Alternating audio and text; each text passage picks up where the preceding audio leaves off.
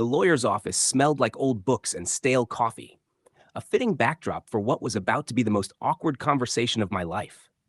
I sat in one of the oversized leather chairs, shifting uncomfortably, while my sister Emma looked like she was posing for a magazine shoot. She sat with her legs crossed, her phone in hand, scrolling like she wasn't about to inherit a fortune. "You nervous?" she asked, glancing up at me with a smirk. "No," I lied, fiddling with the strap of my watch. "Sure you're not," she said, her tone dripping with sarcasm. "You've been chewing on your lip since we got here. What do you think Dad left you? His collection of old fishing lures?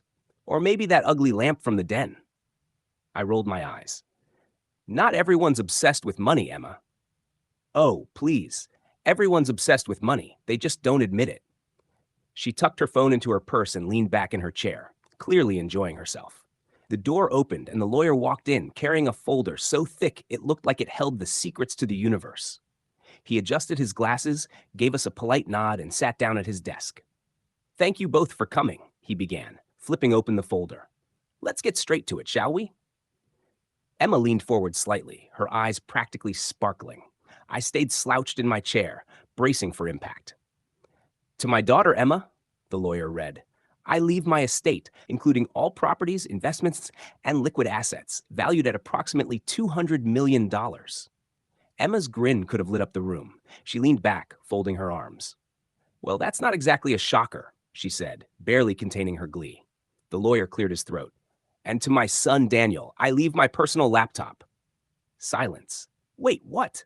Emma burst out laughing, her head tilting back dramatically. "The laptop? That dusty old thing he kept in his study? Oh, this is priceless." I blinked, stunned. "That's it? The laptop?"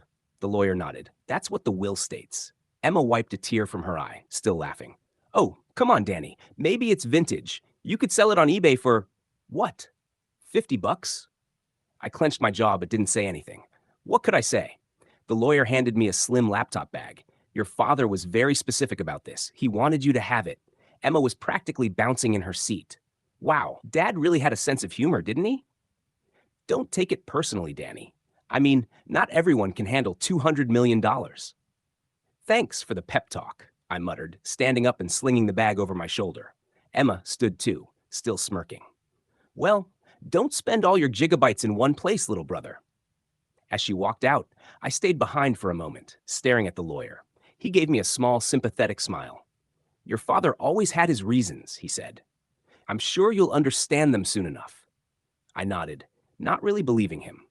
Outside, Emma was already pulling away in her convertible, leaving me alone in the parking lot with a bag that suddenly felt heavier than it should.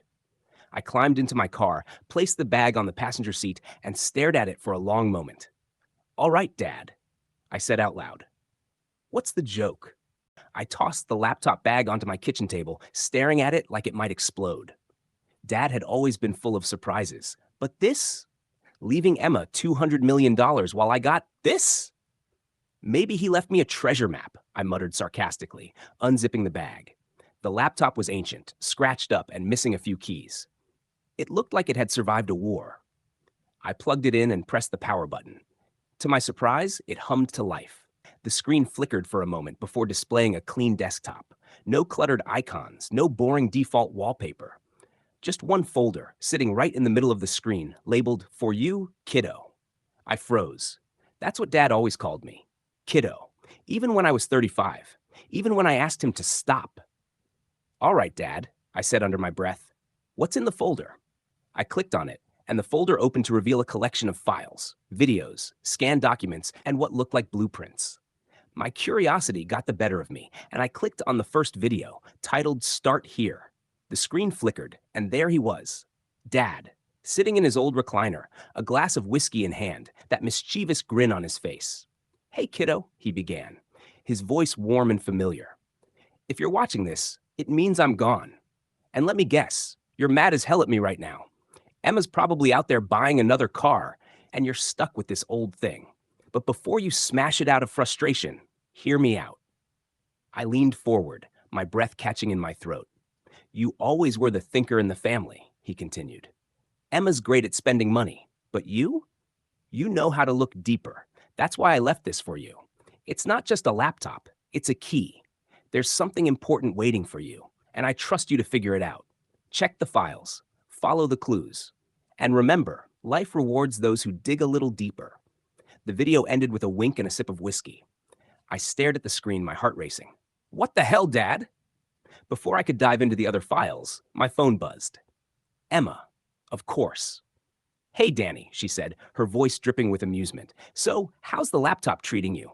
Found anything exciting yet? Maybe an old email or two? Actually, yeah, I said, grinning. Turns out it's more interesting than I thought. She laughed. Oh, come on. Don't tell me you think he left you a secret fortune or something.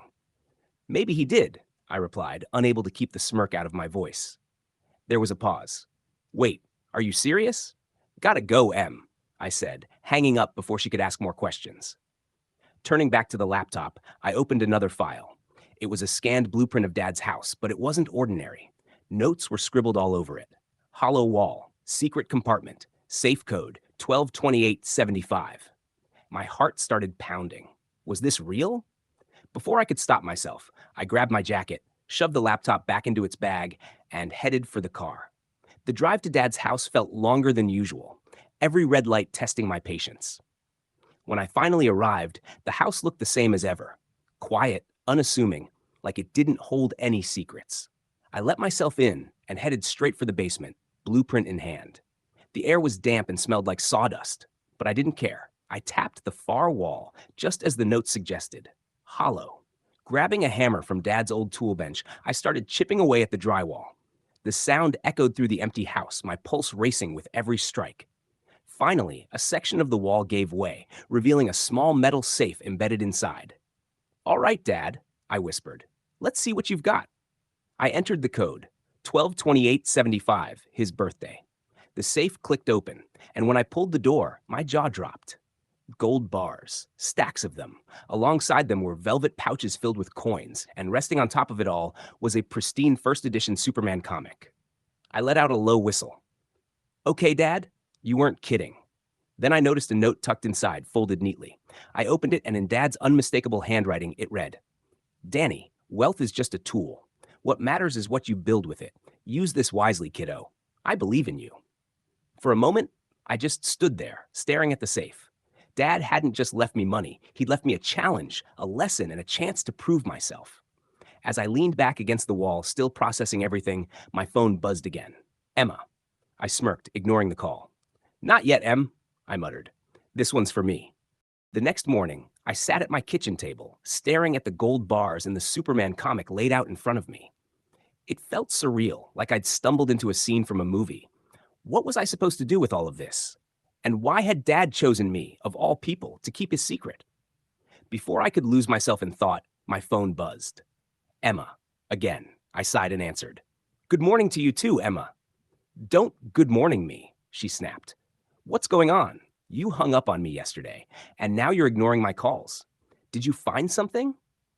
I hesitated. Not really, I lied. Danny, she said, her voice sharpening.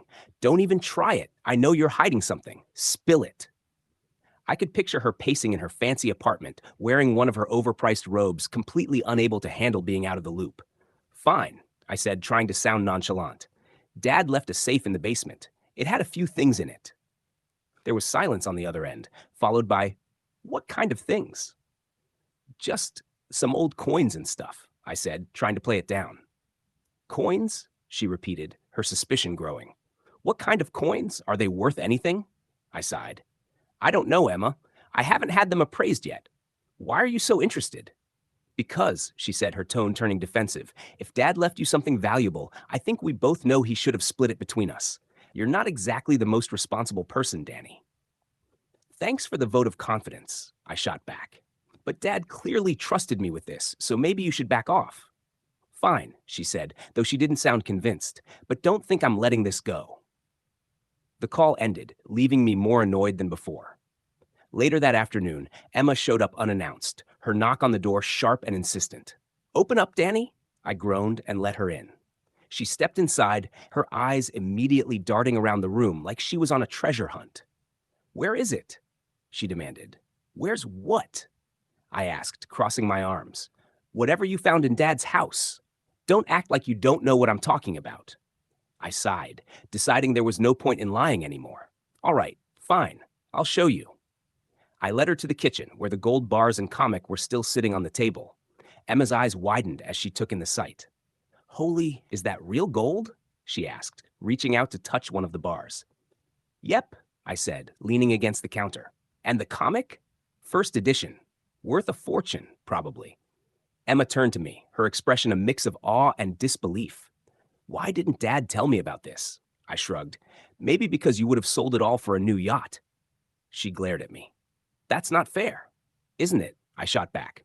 You're already sitting on $200 million, Emma. Why are you so obsessed with this? Because it's not about the money, she said, surprising me. It's about the fact that Dad didn't trust me with it. He trusted you instead. Her words caught me off guard. For all her arrogance, Emma had never been one to admit vulnerability. Look, I said, softening my tone. Dad didn't explain everything, but he left me a note. He wanted this to mean something. I think he wanted us to learn something from it. Emma frowned, crossing her arms. Learn what? I don't know yet, I admitted, but I'm trying to figure it out. She sighed and sat down at the table, staring at the gold. Well, whatever you do, don't screw it up. Dad would haunt you forever. I laughed. Yeah, I'm pretty sure he would. For the first time in years, Emma and I talked without sniping at each other. She stayed for a while, asking questions about the safe and the files on Dad's laptop. By the time she left, I felt like we'd taken a small step toward understanding each other.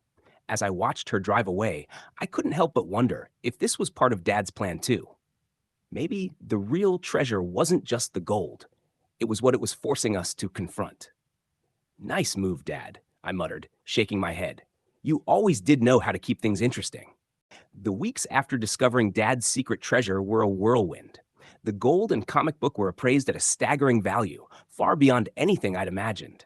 Yet, as the reality of the fortune sank in, I found myself facing a question that felt bigger than the money itself. What now? I sat in my living room one evening, laptop open, staring at the files Dad had left me. There was no manual on what to do with a secret inheritance or how to make it count. My phone buzzed. Emma, again. You'd think for someone with $200 million, you'd be too busy to keep calling me, I answered. Emma didn't laugh. Cut the sarcasm, Danny. I've been thinking about what you said, about Dad wanting this to mean something. I leaned back, surprised. Oh yeah? And what did you come up with? Well, she said, her voice hesitant, a rarity for her. What if we actually work together on this? Use what he left you to do something. Good? I blinked. Did Emma, the queen of shopping sprees, just suggest we do something good? Don't push it, she snapped, though there was a trace of amusement in her voice. I'm serious. Dad was trying to teach us something, and maybe we owe it to him to figure out what. For once, she was right, and it wasn't long before we were sitting across from each other in a cafe, brainstorming ideas. What about a scholarship fund? Emma suggested, sipping her overpriced latte. Too cliché, I said. Everyone does that. She rolled her eyes. Fine. What do you suggest, Mr. Creative? I hesitated, then pulled out one of Dad's notes from my pocket. He said something about how wealth is a tool, and it's what you build with it that matters. What if we build something that helps people learn to use money wisely? Like a program for kids and young adults, financial literacy, career coaching, stuff like that. Emma stared at me, her latte halfway to her lips. Who are you? And what have you done with my little brother? Very funny, I said. But seriously, I think it could work. People don't just need money, they need to know what to do with it. She put her cup down, nodding slowly. You know, that's not a bad idea. And so the Legacy Project was born. Over the next few months, Emma and I poured ourselves into building the organization. We found a small office space, hired a team, and started designing programs to help young people navigate life's financial and professional challenges. The first day we opened our doors, Emma showed up with balloons and a cake.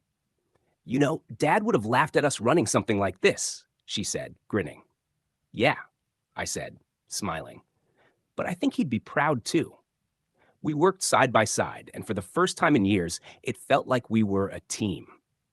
One afternoon, a group of high school students visited for a workshop. I stood in front of them, holding one of the gold coins from Dad's safe.